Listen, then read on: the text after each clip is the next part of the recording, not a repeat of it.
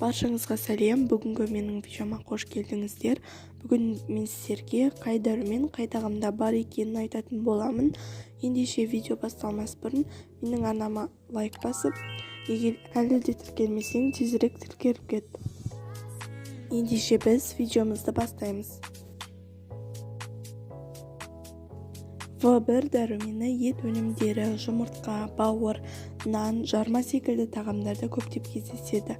Ал В2 дәрумені бауырда, жұмыртқада, ет тағамдарында, асбұржақта, ашытқыда, бананда көп. В6 дәрумені бұршақты дақылдар мен ет өнімдерінде бар.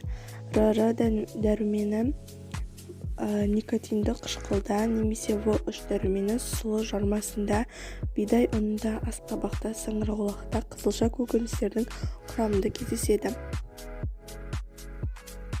С дәрумені барлық жеміс-жидек пен көкөніс құрамынан кездестіруге болады.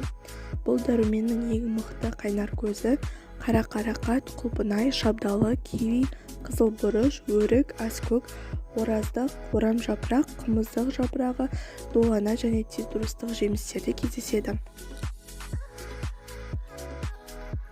Д дәрумені балық майы, саңырауқұлақ, жұмыртқа және ет өнімдерінде ұшырасады. Ал Е дәрумені астық өнімдері мен жаңғақтарда көп. К дәрумені картоп, қызанақ, сәбіз, ақжелкен өсімдіктерінде көп.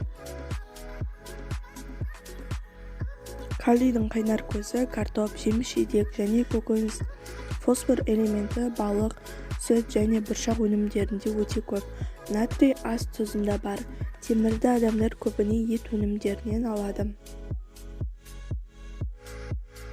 Ал йодты теңіз балығынан кездестіре аласыз. Күнделікті қарапайым суды тұтыну арқылы ағзаны фторға байытасыз. Осымен біздің видео аяқталды. Егер сіздерге видео пайдалы болған болса, ұнаған болса, лайк басып, менің арнама тіркелуді ұмытпаңыз.